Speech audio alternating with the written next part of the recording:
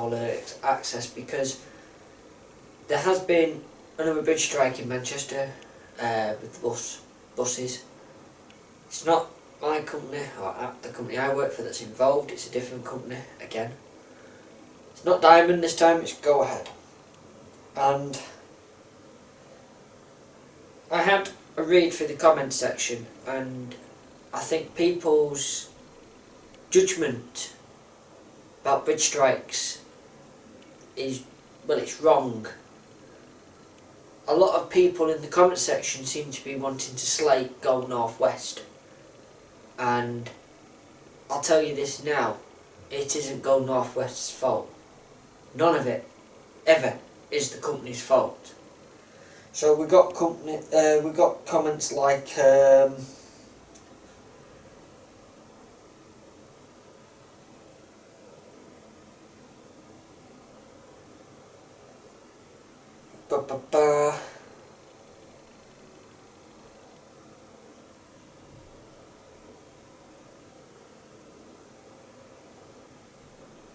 so this person commented, surely these drivers know the height restrictions of their buses and local bridge restrictions. We know the height of the bus, we know the route we should be on. If you turn off the route, it's our responsibility to make sure that we do fit under every bridge that we approach. Now, that's just one of them.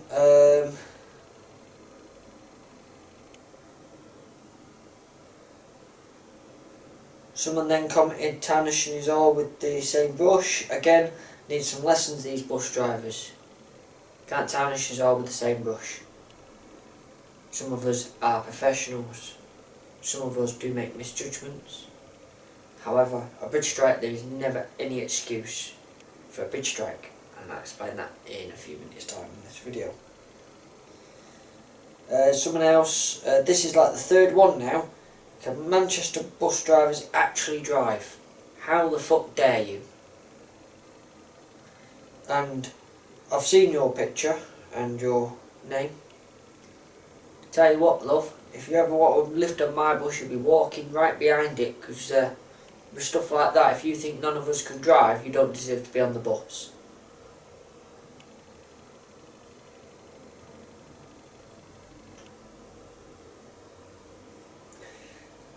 Someone else, I think drivers should be told not to go near a bridge on a double-deck bus, right?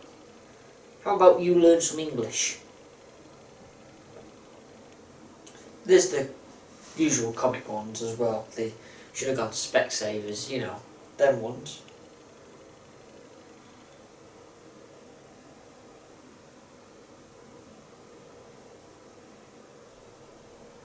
The driver's a deck short now on his double decker.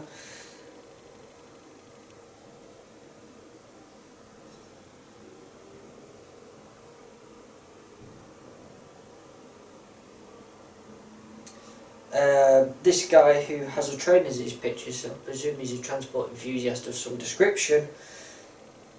Wrong bus allocation, or the driver has not drove with attention and care.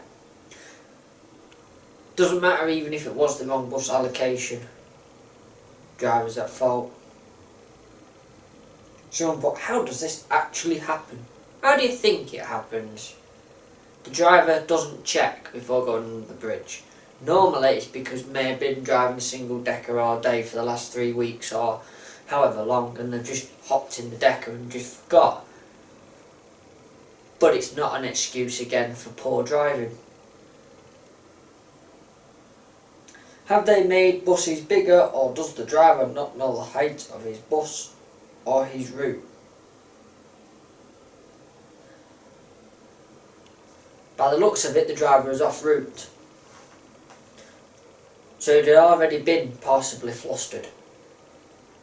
Now, I'm not here to speculate anything, I'm here to tell you the facts about bridge strikes. Very briefly, I'll do a full video on them at some point. This one made me laugh. Can someone fit a bus with a simple safety device that bleeps? Even sat-navs that state where low bridges are, this happens too many times. Now there is a device got a bridge strike preventer. The problem with bridge strike preventers is they are fitted in London, and I had one on the Salesman's bus. I was driving the school's bus I drove, and when you start them up they go, "Caution, low bridge, stop, low bridge." The problem with the system is it also goes off for trees, branches. On a motorway where there's never any low bridge because of the gradient of the road, it will see something and go, "Stop, low bridge." Even when you can fit under the bridge, if there's a slight dip in the road, it'll say you can't fit under it. It's not a very good system, and it is quite frankly shit.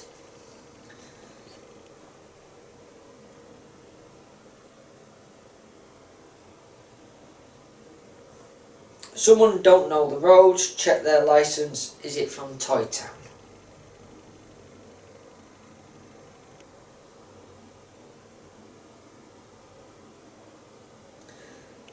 And yet another daft driver. I think they should do tests on heights, because clearly so many do this. We do, it's in the CPC courses.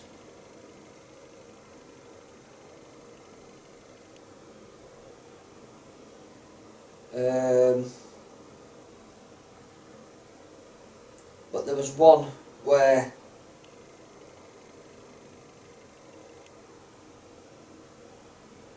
there it is. The same person who commented about the safety device. The company is also at fault, as they should not assign a bus to a route which it cannot go on. Last month it happened in Rochdale. Perhaps more double-deck buses are being used to increase social distancing. HSC, it's its slice of a Swiss cheese. It needs a series of holes all lined up for the incident happening. Looks like there were all holes in all stages and not joined up and thinking. Now, we shall leave them here, these comments here now. But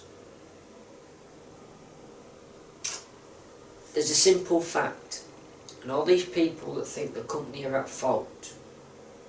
If you, as a professional driver, bus driver, wagon driver, whatever, hit a low bridge, or low pipe work, or anything that's a restricted height, or width restriction for that matter, the driver is always at fault.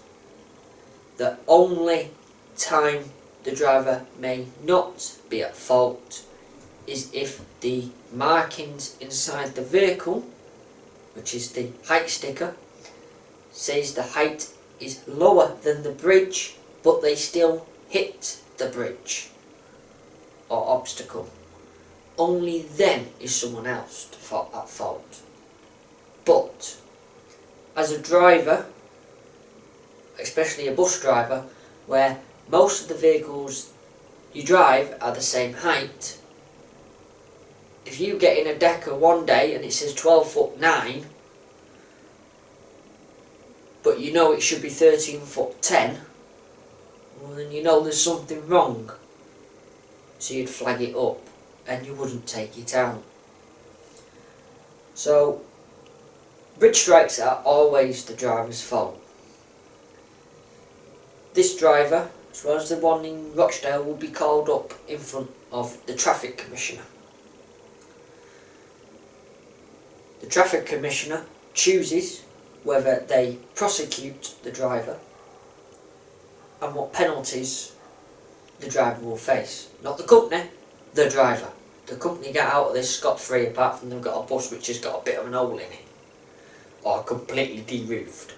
So they've got to foot the costs. They've got to foot the costs of the bridge being closed while Network Rail do whatever they need to do, or Metrolink, whoever. But penalty-wise, the company get away scot-free. The driver has the book thrown at him, or her. And there's no excuse for a bridge strike. Me personally, and I know a lot of other drivers that I drive with, even when you're on a route, you know, you've driven down that route 100 times.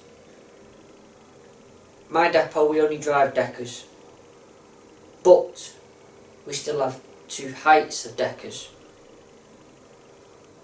it's a good practice before you go under the bridge to go height of bus, height of bridge, do I fit?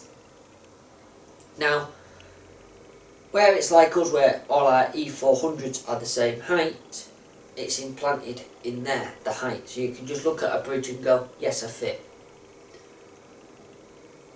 I've been off route before now, and that's where a lot of these happen, off route, and that shortcut doesn't always pay off. I have come up against a low bridge before now, it happens, because I was at the time following a sat-nav that wasn't made for buses, and it said my turn off was before this bridge, but it wasn't, it was after the bridge. But I still got to the bridge. I seen the warning signs approaching the bridge going, right, well if this turning isn't here, then I'm going to have to turn round. And when I seen the bridge, I turned round because I realised my turning's on the other side of that bridge. It's driving with attention. Any passengers, then, you know, I feel sorry for them if they get hurt. It is always, like I say, the driver's fault. The best way to do it is always think bridge, but this isn't one of them. This is to elude the public's perspective of bridges and companies and stuff like that. It is always the driver's fault. The company are not driving the bus. The bus driver, wagon driver, whatever, is driving. They have the sole responsibility of that vehicle whilst it's out there. They have the sole responsibility of that vehicle returning at the end of the day in the same condition, apart from a bit dirtier than it went out in.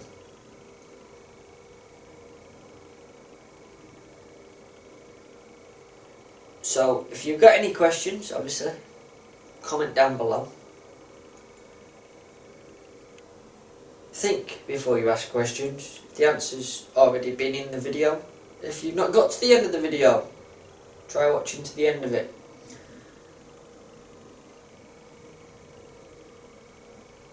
Oh, that was the other one. One of the comments was, don't drivers need training now for these bridges because it happens all too often? We do. Every route that we drive down has a risk assessment. The risk assessment covers what's on the route, parked cars, bridges and so on. I will post a link to a risk assessment. I'll drag one out of the archives and you can see what we get presented. And if, say, in the morning I go and sign up for my duty and I then check it, because I don't look at what I get on for what I'm due to drive because I know all the routes, but say for argument's sake, when we got the 34A and the 34, I didn't know the 34 when I went back, but I could go, there's a folder, you can go to it, you can open it, go to the route and go, right, this is what risks that the company have seen along the route. On our running boards, at least, and I've seen some of go-aheads and stuff like that, and diamonds, it has clearly, on the paper somewhere, on ours it has it under every single trip. So like when we do a 203, every single 203 segregation it has, beware low bridges near route.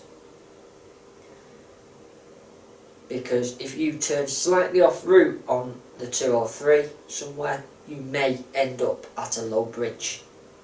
Same with the 42B, that's got a warning for low bridges. 201 has, and the list goes on. Most routes have a warning of low bridges near route.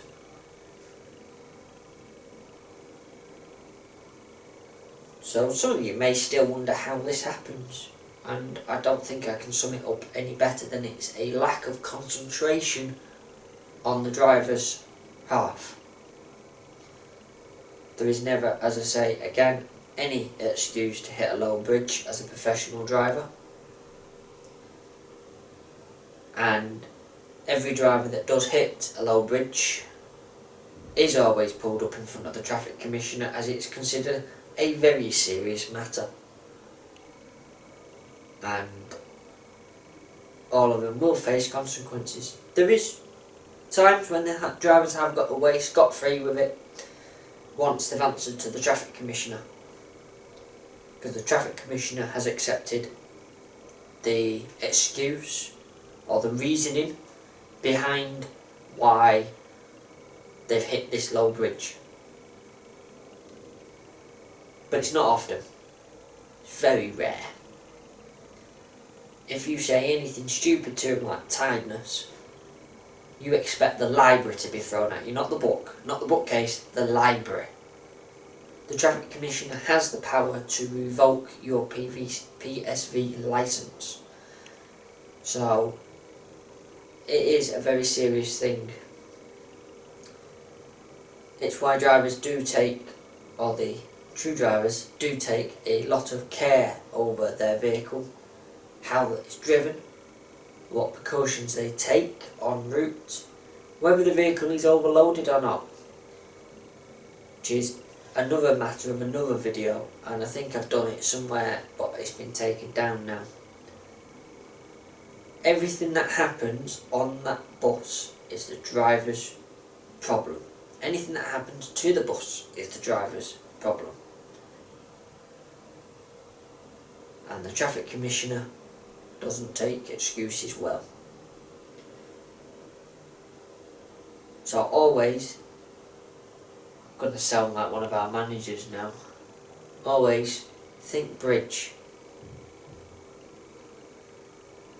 So if you are a driver out there, get into the habit of checking your bridges before you go under them. I even do it in my car, it's just a habit. You drive along and you go, bridge. Takes 2 seconds to check the sign. If you're off route and unsure, running private to somewhere and you're not sure, slow down before you get to the bridge. Take your time, read the sign. Make sure you fit under it. When you're rushing, mistakes happen. And a mistake like hitting a bridge doesn't happen. Because you'll hit the bridge and you'll find yourself in court up against the Traffic Commissioner going, why did you hit the bridge? And if you go, I was rushing, I wanted to get home, he will or she will laugh you out of there. And along with that, laugh you with your licence as well. So, yeah, don't risk it. If you're unsure, don't go under. Any bridge that is not marked must be 5 metres tall. Must be. So if there's no bridge marking for low bridge, it's 5 metres. The bridge that was hit with the Go North West bus was hit often. How do I know that? Because it's got a bridge strike bar on it. Bridge strike bars are fitted to bridges that often get struck, and it's to try and save damage to the bridge. So it's an often thing, but it's again not an excuse for it to happen. If you want to see some epic bridge strikes though, go to 11foot8.com. It's in America, quality to watch. However, it's again no excuse. So drive safe out there. I hope this has cleared up some of your questions from anyone that's not a driver, who's quick to fire the gun at people or companies or anything like that. Hope it's answered some questions. Thank you very much for watching, and we'll see you again later on. I will do a full video on bridge strikes when I've got all the material done, the script and everything. Thank you very much. See you later. Oh, any other questions as well, pop into the Discord, link is below. Bye for now. Oh, here you are, face to face in this trashy bar. Another glass and I am going places, makes me laugh. above the irony of everything. I like the way you're thinking. I don't really care about the music on the dance